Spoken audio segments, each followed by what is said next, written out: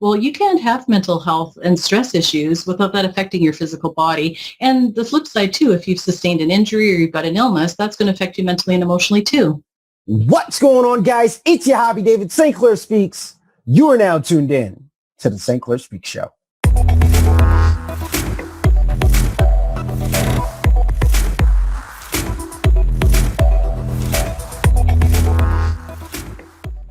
You are now tuned in to the St. Clair Speaks Show. What's going on, guys? Welcome back to the St. Clair Speaks Show podcast. I'm your host, your hobby, St. Clair. Guys, we are sitting here with another incredible guest from across the world, right here in Canada. Guys, super excited. We was chit-chatting right before, of course, this episode. Guys, I'm sitting down with Dr. Jen Harrison. Dr. Jen Harrison is a stress and body-mind health expert, a certified Canfield Success principal trainer. She's also a success and mindset coach, best-selling author and speaker.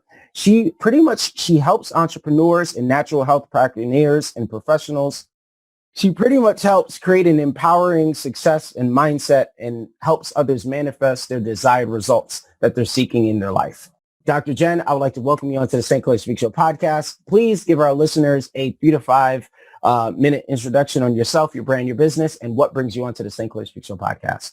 Okay. Well, thanks for having me, Javi. I really appreciate the opportunity. So basically, yes, I help entrepreneurs and professionals to manage stress in an effective way so that they can also boost their brain power, so that they can clear out limiting beliefs that may be holding them back so they can create a success mindset, which then in turn makes it so much easier to manifest goals in both business goals, professional goals, but personal goals as well.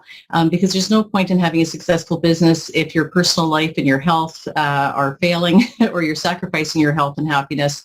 And then the flip side is that it's great to have good health and good relationships, but if your business is failing or not succeeding the way that you want it to, then that can cause inherent stress, and then you're not able to help all the people that you want to be helping. So I really feel like my whole life has actually led me up to where I am now. It's been like one big long continuum. Like when I was in elementary school, I wanted to be a teacher. And then when I got into high school, I thought I wanted to be a psychologist. And then a few years later, I got interested in athletic therapy, sports medicine. So I ended up with a university degree, actually, with a major in psychology and a minor in zoology, where I studied anatomy and physiology and advanced human anatomy. So I actually started off studying the mind and the body as completely separate entities. And then when I was studying, a few years later, studying athletic therapy, this would have been in the mid to late 80s. That's when I was first exposed to sports psychology. It was just sort of starting to come up more in the forefront. People were becoming more aware of it. With sports psychology, not only helping in athletic performance, but also helping elite athletes heal from injuries or from surgeries that they needed from injuries. So that's when, and then just with some other professional development courses that I was taking, I got exposed to people like Dr. Deepak Chopra and Dr. Joan Borisenko, who is one of the co-founders of the Mind Body Medicine Clinic at Harvard. And that was sort of started my journey in studying mind body medicine and the impact that stress has on, both our mind and our body. And that the mind and body actually are completely interconnected. It's literally impossible to separate the two. And then in the mid-90s, I decided to go back to school to become a chiropractor as well. And I've always taken a mind-body approach with my practice. And because, someone could come in with neck or back pain, but I would be asking them, well, what are your stress levels at work? What are your stress levels at home? So, they might come in with a physical ailment, it could be digestive system problems or headaches or, neck or back pain, but, maybe they're having a lot of stress at work. Maybe they're, struggling with their business, or, maybe if they're in the corporate world, their company's been taken over by another company and it's all, chaotic transition, or maybe they're going through a divorce, or maybe they're having to care for, an aging or ill parent. And so those are important things to know about, because you can treat the physical body all you want, but if you're not, making sure that the person's supported mentally and emotionally, you're not going to get the healing. And so I've always been, I've been a student of personal development as well for many, many years. And studying mindset work and learning different tools like emotional freedom techniques, which is really great for helping to deal with stress, as well as limiting beliefs and even past trauma. And so I wanted to be able to help more people than just in my practice. I've always had a low volume practice because I like to spend a lot of quality time with my patients. So in 2008, I actually got an idea for a book, but I was also teaching at some colleges and universities, and I was teaching some professional development courses to healthcare professionals. So it took me a while, like it often does with writers and authors, to get the book completed. But I finally did, and then I launched my website in 2013. So my business is, like many entrepreneurs, my online business has gone through many incarnations over the last number of years. So where I'm at now is that I help, as we talked about before, helping entrepreneurs and professionals. And I do that through my book. It's called Stress Self to Best Self, a Body, Mind, Spirit Guide to Creating a Happier and Healthier You. I do it through some online courses, really powerful ones that I've created. And I also do one-on-one success mindset coaching as well. So so it's just kind of all tied in together. So I have my online business, and I still maintain a part-time athletic therapy chiropractic practice in a multidisciplinary clinic. Wow. So, man, I am super excited for this. So I was jotting down some notes from what you talked about and what you mentioned. Talk to us a little bit more about the mind-body medicine and how that goes with pretty much just optimizing your brain power. Yeah, so that's an excellent question. It's especially with the pandemic, there's been a lot more focus on mental health, and I really wish they'd call it body mind health, because you can't be mentally and emotionally stressed without it affecting your physical body. It's literally impossible. The research has been around for decades and really centuries if you look at it from a cultural anthropological perspective. But just as an example, when you get really stressed, you can actually have up to a 70% decrease in blood flow to your prefrontal cortex, which is the front part of your brain, which is responsible for learning and retaining new information, for intellectual thinking, for decision making.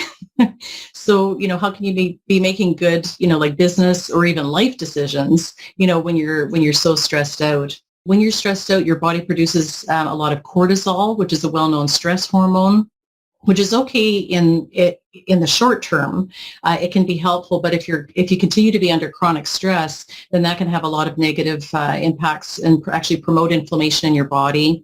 When you're stressed out, you get increased production of adrenaline, also known as epinephrine or norepinephrine. And you can have increased muscle tension. It has a negative impact on your digestive system. When you're in fight or flight mode, it's called. You actually have a decrease in blood flow going to your digestive system. You have less muscle contraction going through your intestines, moving the food through and helping to digest it. You have decreased production in digestive enzymes that help digest your food. So that's why a lot of times when people are stressed and plus they're eating on the run, they end up with all sorts of digestive system problems, and they can't figure out, where that's coming from. They think it's a completely separate issue, and it's not. And interestingly, the opposite of stress mode or fight or flight mode is actually called rest and digest mode. And of course, your immune system, being stressed out has a huge impact on a negative impact on your immune system. That's been shown, that's been known for many, many years. So it's a full mind-body connection. And what's interesting is that you could be physically in a stressful position, where maybe someone is yelling at you, or, you're getting mugged on the street, or, something really extreme, or, I love to hike in the mountains. So, maybe there's a grizzly bear on your path, and you will have that reaction. But your body can also have the reaction when you're just thinking of possibly a memory, either a traumatic memory or an upsetting memory. It could be, an argument you had with your spouse, or, maybe you had to fire an employee, or, something that was upsetting to you. Or it can even be, anticipating something in the future. Maybe you have to have a difficult conversation with a loved one, or, maybe you've got a client that you have to keep chasing after because they haven't paid their invoice. And so, you'll get an increase in heart rate. You might be sweating a bit more and increased tension just thinking about something that hasn't even happened yet. So that's the full mind-body integration. So at a certain level, people are aware of this, but I think a lot of people still consider it separate. And even as I said, even how we discuss it, we talk about mental health issues. Well, you can't have mental health and stress issues without that affecting your physical body. And the flip side too, if you've sustained an injury or you've got an illness, that's going to affect you mentally and emotionally too. Oh man. So Sticking on the topic of stress, how can we decompress from stress? That is an excellent question. I would say with the pandemic, people were stressed out before the pandemic, but then I think the pandemic really revealed, the chinks in the armor, or the cracks in the facade. And so I know, even for myself, I mean, I'm a stress and body mind health expert. I've been studying this for, over 30 years. I had to up my game. So the thing that's important with stress is that you really have to have a daily practice in mind. You want to be proactive, not reactive. So I usually recommend to people a couple of different things. There's just some I like making things really simple, doable, and actionable. Otherwise, they won't happen. So, for example, even just doing a simple breathing meditation, just taking 10 deep breaths in and out, and just make sure the amount of air you breathe in equals the amount of air you breathe out. And you can use a mantra. A mantra I like to teach people is just a really simple one. You just say to yourself as you inhale, I breathe in relaxation. I breathe out tension. And just repeat that 10 times. If you were to do that once an hour, instead of the stress increasing as the day goes on, and then you've got super high stress, at the end of the day, and then you've got to do a lot of work to get it down so that you can even hope of getting a good night's sleep. Instead of it doing that, you can modulate the stress. So the stress goes up, but then you can do a breathing meditation, kind of bring the stress back down. And so that at the end of the day, your stress levels aren't going to be as high as if you didn't deal with it at all. So something like that is very, very simple. Another technique that I love, and I'll just touch upon it quickly, is called emotional freedom techniques. I'm not sure if you and your community are familiar with that. It's also known as EFT or tapping. And it involves tapping over a specific set of acupressure points on the head and upper body while verbally stating what you're worried about. And it's shown to decrease cortisol levels, to send a calming signal to the brain, to the amygdala in the brain, to calm your nervous system down. And it's wonderful because I use it as part of my success mindset coaching to help people break through limiting beliefs that are holding them back and that could be stressing them out. But it can also be used to help people deal with trauma. But you can also use it, so you can work with like a psychologist or a success coach, or with a EFT practitioner. But you can also learn, it's called the basic recipe, that you can use just as a self-care tool for dealing with the day-to-day stress. And I actually have a how to do EFT video on my website, on my homepage.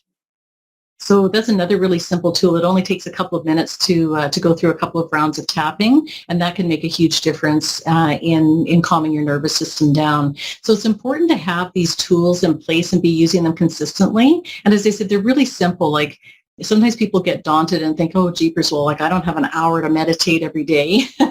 And that's fine, because there's little simple ones that you can do, like even that breathing meditation. Sometimes I'll just do it, if there's a long lineup at the grocery store, I won't necessarily be stressed out, but it's just like, well, I'm standing here, and instead of, going down the rabbit hole of social media on my phone, I'll just stand there and do a breathing meditation. Nobody needs to know I'm all chill, and by the time I get to the checkout, it's all good. So just doing, simple strategies like that. I also encourage people to, I call it, to follow the basics. It's a real foundational piece, and it's simple, but it gets overlooked a lot. So even just things like drinking like at least 1.5 liters to 2 liters of water, like say 6 to 8 cups of water a day. When your brain is fully hydrated, it's 80% water. And when we get stressed out, we want to support our brain and nervous system and body as much as possible. So just making sure you're drinking enough water throughout the day. Try to avoid, caffeine and alcohol. Like, a lot of times people depend on they're not getting enough sleep, which is another foundational piece. So they end up using, caffeine to keep them up throughout the day. But then, as I said, when your stress levels are high, then people end up, drinking beer or wine at the end of the day, or, heavier, or, do drugs, whatever.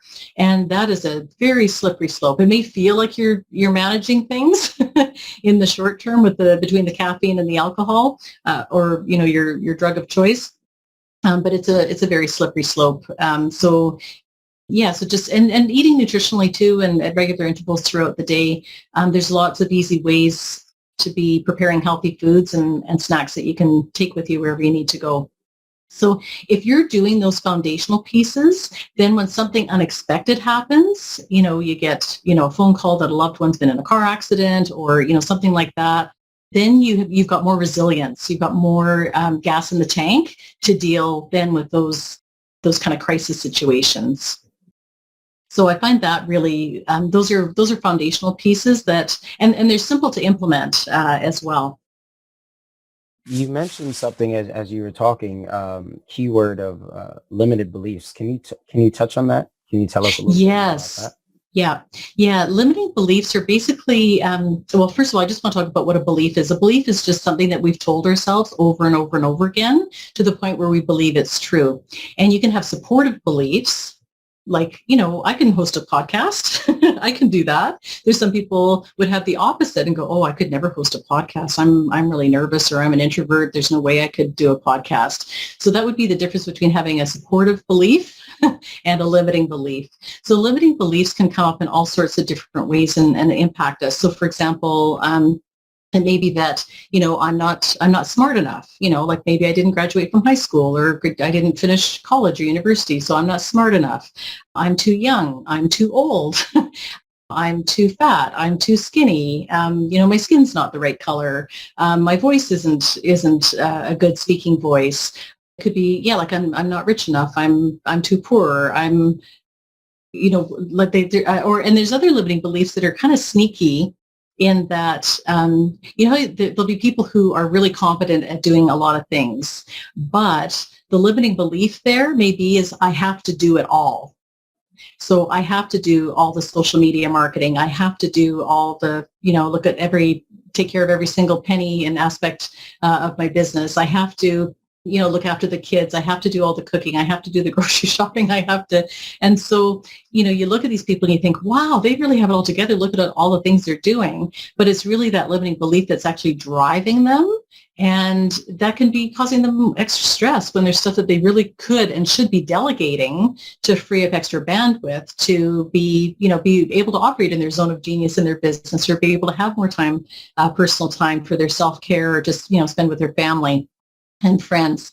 So it's those types of limiting beliefs that that can hold us back from achieving our goals and also cause us additional stress.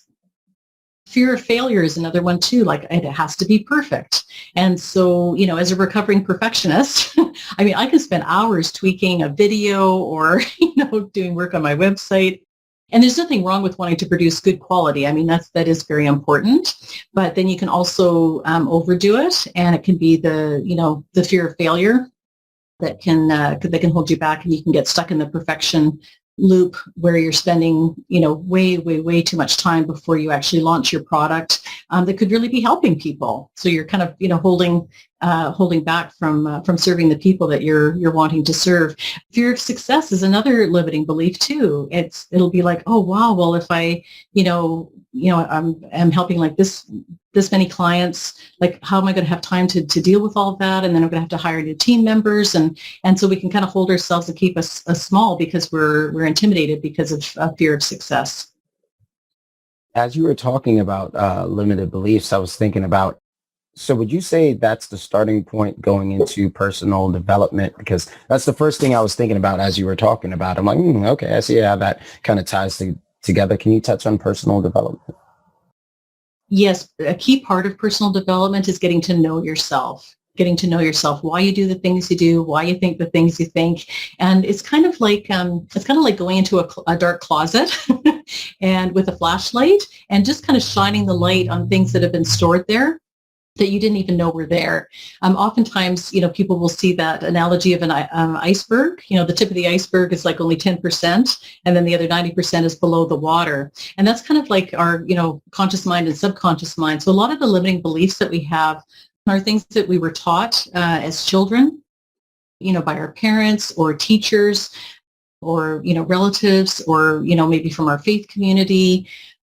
And these days, there's huge social media influence and influencers that can embed beliefs. And again, beliefs can be both limiting or they can be supportive. And so a lot of times they'll be running in the background and you don't even know they're there until you start doing some personal work to uncover them. So just as an example for myself, I'm the youngest of 5 kids. I grew up on a small farm in rural Canada in the prairies. And so, my mom and dad, they worked, 365 days a year and, to help support and feed all of us kids. So we had livestock, we had grain farming. We, did a combination of a whole bunch of things. And so I remember as a little kid hearing that one of the medical doctors in town, he and his wife had gone to Jamaica for a holiday. And I literally remember thinking, I was probably 7 or 8 years old at the time, thinking, wow, how is that even possible to have that much money to be able to go on a holiday? Like that just was beyond my comprehension. And so that kind of stayed with me. And so for many, many years, I actually, I would spend easily, hundreds or thousands of dollars on professional development courses. But I would never think to spend the equal amount on just a plain holiday. And so I would tie in holidays, like maybe if I went to a conference in Florida, then I would tack on, a few extra days, but it had to be associated with work.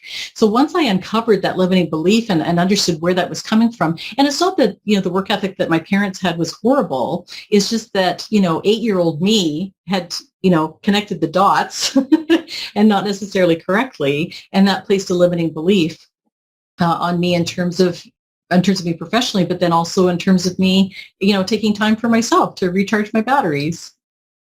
Thank you for streaming this episode of the St. Clair Speaks Show podcast. Don't forget to visit stclairspeaks.com and order your copy of my first book, Sweats to Suits, available now in Kindle and paperback edition. If you want to be my next guest, or my next guest, give me a referral, and I will sponsor your business in an ad segment just like this. Visit stclairspeaks.com and learn more about the St. Clair Speaks Show podcast proposal. It's that time. One thing that I've noticed, and I guess it's like the form and the way I was asking these questions and the way it led up, right? I asked you about, limited beliefs, personal development. Then I'm looking right here and I'm like, okay, so that kind of leads into another thing, right? Manifested desired results, right? Manifesting the lifestyle that you want. That starts with your belief system. It starts with personal development. It starts with these things leading into the lifestyle that you want. Can you also, I kind of see how it connects, but can you also break that down? Because I'm like, wait a minute, hold on. Like, I have it right here on paper. I'm like, wait, that makes so much sense. I'm like, it's so easy, but yet it's not. Can you break it down for us? That's a perfect way to say it, Yahavi, is that it's so simple and yet it's not. Whenever we challenge ourselves to take on a new project, learn a new skill set, we're looking at taking ourselves or our business to the next level, that's when there's going to be resistance. And that's when the limiting beliefs are going to come out of the woodwork and become more apparent if you're looking for them, if you have that awareness. So whenever you, we'll just you starting your podcast, for example. Now, I'm not saying that this maybe happened to you, but I'm sure it happens to a lot of people starting their podcast. There'll be self-doubt. It'll be like, oh, well, who am I to start a podcast? There's like 30 bajillion podcasts out there already. Like, what do I have to say? Or, how am I going to find my guests? How am I going to do this? And so you have all this resistance that can, that can cause a lot of stress.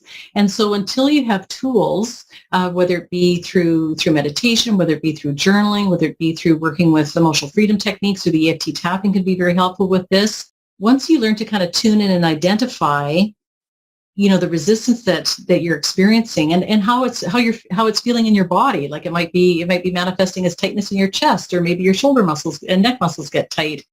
Yeah, that can prevent you from achieving your goals. I know for me, what I've had to learn, and I often have to keep reminding myself, is that when I'm taking on trying to take my business to the next level, it'll be the negative self-talk, the chatter, the resistance. Sometimes it shows up as procrastination. Instead of getting all, worked up about it, I'll take a step back and go, oh, what is this trying to show me? What is the life lesson in this for me that I need to learn? What limiting belief is popping up? Where is that coming from? And how can I clear it out?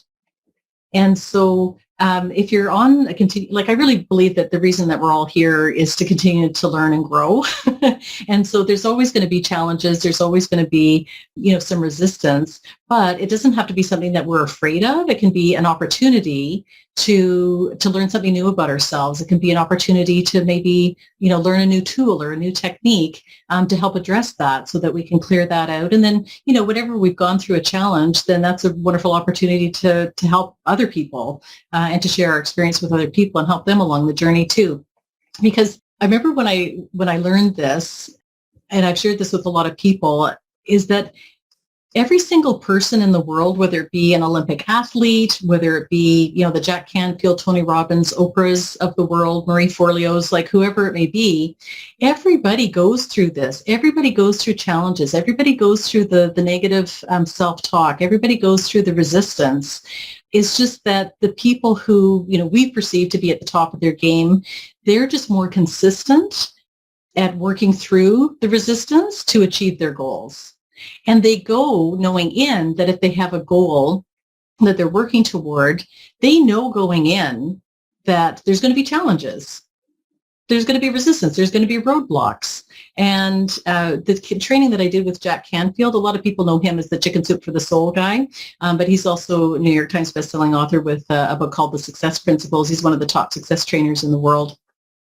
And so I mean, that's one of the key success principles is that you go in knowing that there's going to be some resistance. It's not just going to be easy peasy, and we get lulled into thinking that it is easy because social media is a prime example because everybody's showing the Facebook filter, the Instagram filter, the Twitter filter, whatever it may be, everybody's happy, everybody's successful, things are going their way. And so it's hard sometimes to find, top quality people that are really authentic in sharing their struggle and what they've gone through. Gabby Bernstein is great at being really authentic and vulnerable. Brene Brown, Lewis Howes, those are some really top people in the personal development field that are very authentic in sharing that, this isn't easy.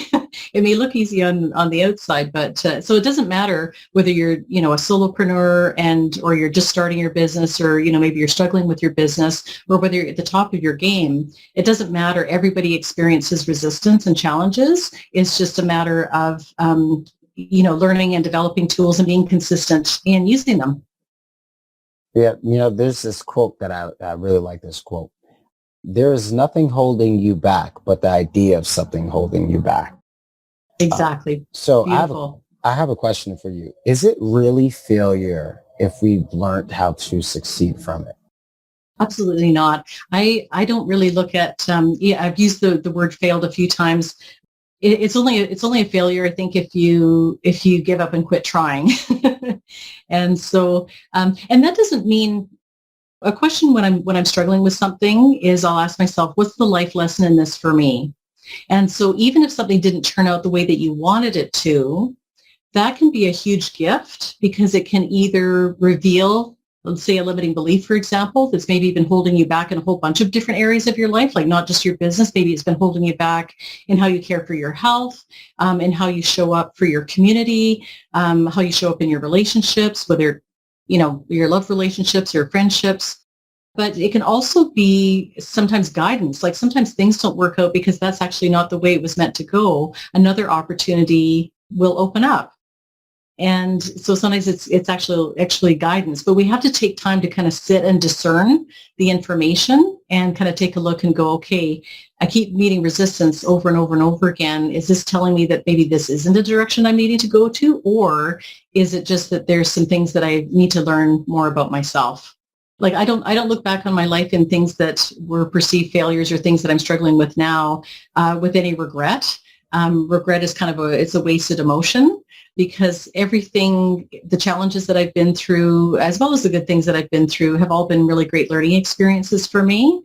And I believe that that's why I'm here on the planet, is to learn and grow and then to share that to help other people. Absolutely. What are some, I'm loving this right now because I get the opportunity to pick your brain. What are some daily practice mindset strategies, techniques that's worked for you in the past that you believe a lot of people should implement in their daily routine? Because we're constantly in this go. I have to hustle. I have to do this in order for things to move kind of mindset. And you touched on that in terms of, just the stress, the inflammation and, or just constantly feel overworked and anxious all the time. Can you give us some tips on how to avoid feeling like that? Yes, absolutely.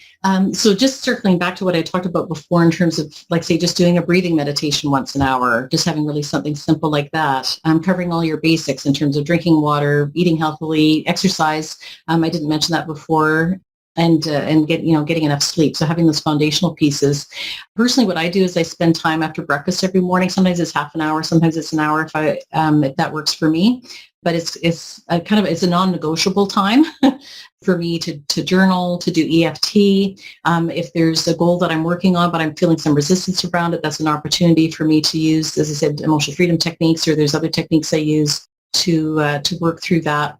And I write out my goals every single day. And yeah, just so that they're front of mind, and just writing out, like, I'm so happy and grateful that, and writing the goal as if I've already achieved it, and not just writing it out, but actually, like, feeling the gratitude with that.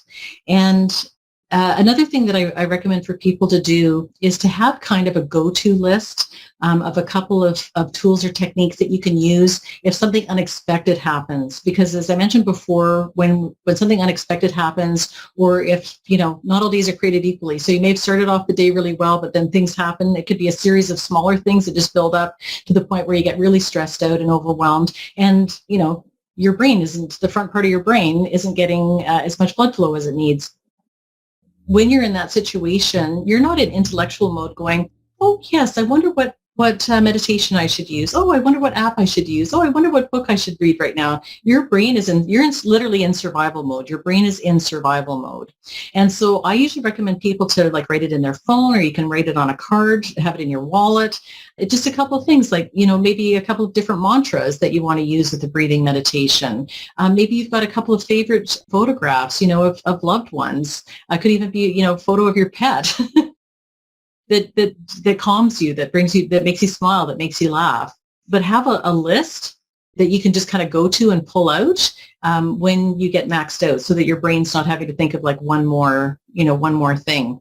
Another thing that I recommend for people to do, and this is a learned skill, is to actually put yourself in your own schedule with regard to self-care. So, for example, I had you booked in my schedule today, Yahavi, and so I made sure that nothing else was booked, during this time. Because I'm not just going to, I want to, I'm honored to be a guest on your podcast, and I wanted to meet you. And so I'm not just going to blow that off and not show up. Well, if you put yourself in your own schedule and treat yourself like an appointment, whether it be guesting on a podcast, whether it be, seeing your dentist, or going to your massage therapist, or seeing your chiropractor, then that needs to be honored. And so if you're booking your self-care time, we'll say between 9 and 10 a.m., I'm just using a random number. Then if somebody says, oh, hey, Jen, can you help me out with something, like at 9:30, I can say, oh, actually, I have something scheduled then. How about 10:30? So I actually get people to rehearse saying that, because especially people who are helpers, who are like to serve people, we have a hard time saying no. If somebody asks us for help, we're like, oh yeah, sure, I can totally help you with that. So it's a learned skill that you need to practice, but that is a really key thing, is put yourself in your own schedule. Otherwise, it's not going to happen. It's not going to happen. And so those things build on themselves, and it's the same with working to achieve your goals. It's a success principle. It's a wonderful strategy I love, is that take your goal and then chunk it down into smaller, doable tasks, because it's so easy to get overwhelmed thinking, okay, well, I want to, have 5 new clients this month. Well, it's pretty easy to get overwhelmed thinking, oh my gosh, how many people am I going to have to contact through LinkedIn? How many emails am I going to have to send? How many cold calls am I going to have to make? And it can just get overwhelming, all the different things that you need to do. Or, I want to, revamp my website, and you can think of like 30 bajillion things that you need to revamp or update your website. So just chunk it down into doable tasks, and then just set the task that you want to achieve that day. Our brains, it's interesting. Technology has really surpassed our brain capacity. And so our brains can really only handle a couple of things at a time to focus on. but we end up bombarding our brains with all sorts of things. I also recommend people put time limit on social media as well, because, you can spend literally hours. I actually have a free PDF to download on my website about how to free up 4 hours a day. And, time is money. Time is so valuable. It's such a valuable resource, but we waste a lot of it. So I have some key tools with that. I could go on and on. Yeah, I've got a whole bunch of different ones, but those are just sort of some key ones that people can start implementing to make their lives better. I'm doing the put myself in my schedule thing first. Awesome. Oh man, I got a whole notepad from I'm like, but I have to. No, I have to, because you can't pour from an empty cup, right? You got to pour into you. It's just not right that if someone was talking about this the other day on, I mentioned Clubhouse before. Someone was talking about this on a Clubhouse platform. We're natural helpers, right? We always want to help. We're constantly in help mode, but we don't help ourselves first, right? So, takers, they don't have limits. So you gotta cut the slack. You gotta pour into you. You gotta put it into you, and putting yourself into your own schedule is the perfect way to start. The perfect way to start. It makes sense, right? And yeah, that is the perfect time to have more personal development, work on your belief system, try the breathing exercises that you mentioned, and just actually be present. Yes. It's very important, because that go, it's very, as an entrepreneur, sometimes I get in that mindset where I'm like, go, right? I got to make calls. But sometimes you don't necessarily need to be in that mode. Very interesting. I'll put a star next to that. That's, I'm glad you mentioned that. I'm glad I asked the question. But yeah, so this has been a very, very interesting conversation. So I want to swing back on the mind-body medicine, because I'm a little bit more intrigued with that. As a personal trainer, still in the field, I'm all about the mind-body connection. I'm all about that. Can you tell us a little bit more on how medicine comes into play? Because I could see it as, supplements, like mind-body supplements, right? Take your multivitamins, your fish oils, and things of that nature. I want you to kind of like break down with the importance of where does the medicine come in as far as a need for someone within the three. Okay, so just to clarify, mind-body medicine just means looking at health from a mind-body perspective. Right. It doesn't necessarily mean like medications or surgeries or those types of things. Yes. However, I also want to comment on what you were saying about, like, taking supplements and those types of things. It's all part of a piece. So it's all part of the self-care part in terms of, like eating healthily. There may be certain supplements that are beneficial to you. And I always recommend people to like do their research, maybe, speak to a nutritionist, personal fitness trainer, or a naturopathic doctor. And some chiropractors actually have a strong nutrition background too, before they get taking a whole bunch of different supplements, because sometimes we end up focusing on things outside ourselves and think, oh, if I take this supplement, all my problems are going to be solved, because that's what the commercial said. And don't get me wrong. I mean, I take supplements too, and they're great value, but our greatest resource is what is within us. And so there's a time and place for everything. Like I have some patients who will see me and they're very anti-medical. It's like, oh, I don't want to take, an antidepressant, or I don't want to take this medication. And I always say, you know what, there's a time and place for everything.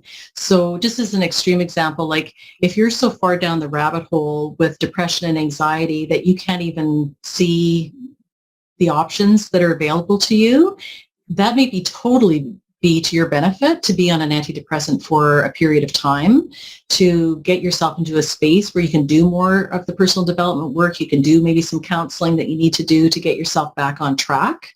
Or, if you have a bacterial infection that's gotten out of control, you may need antibiotics to get yourself back on track. Like, don't come to see me, for mindset work. Get the medical help that you need, then come and see me afterwards. So it's important. There's a lot of wonderful external resources that we have, but really it's cultivating our internal strength, growing our internal wisdom, and looking at things and healing things from the inside out as opposed from the outside in. Love it. The internal wisdom definitely starts from within. So what would you say is the key message if, anyone listening to, of course, this episode, this podcast interview, what would be the key takeaway that you want the listeners to take away from, this episode and this talk? Because, you talked on a lot, right? You've touched on a lot of key important things, but what is the key message that you want people to take away from today? I think a couple of things. One is just keep it simple. A lot of times we try and make things like really complicated for ourselves, but just keep it simple. So, if your schedule is already like maxed out and you're not sure how you're going to carve out time for it, just keep it simple. Like, I tell people when they're say doing a breathing meditation once an hour, I joke and I say, well, you're going to be breathing anyway. You may as well use it to your full advantage and, just take 10 deep breaths in and out. It's only going to take you, a minute or minute and a half to do. So it's not going to take you very long. So just keep it really, really simple.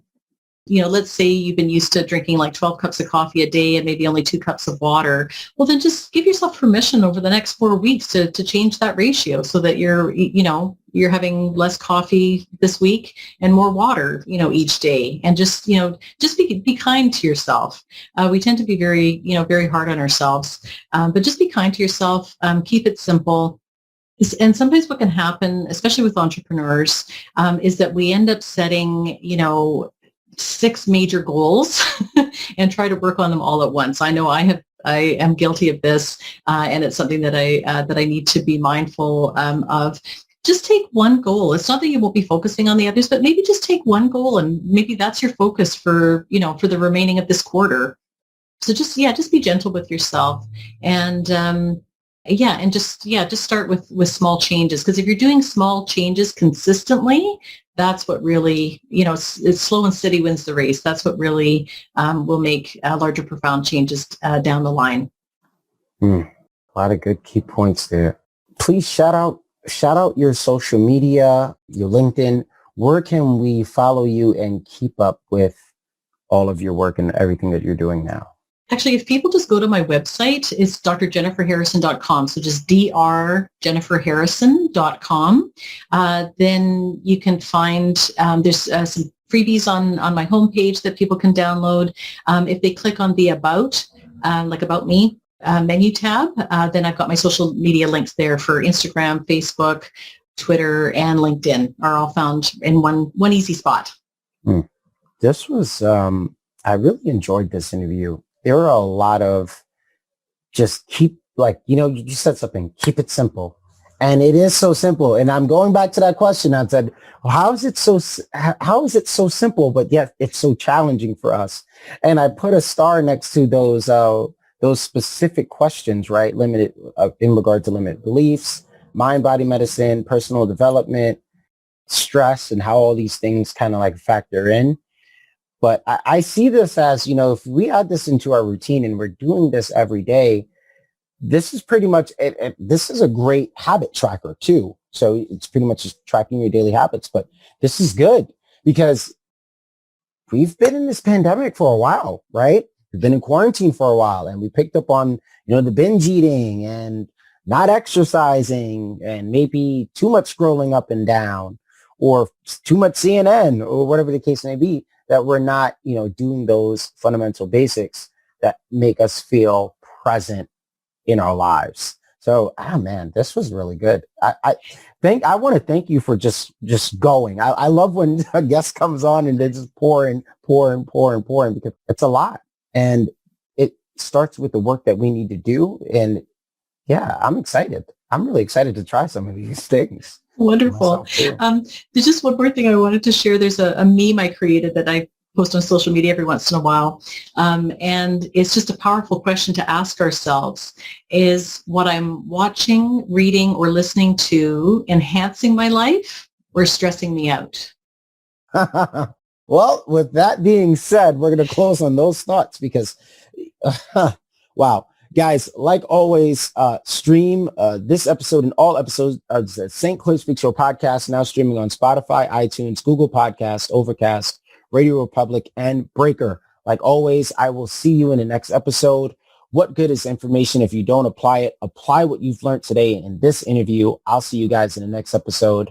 I'm out. It's that time. Peace.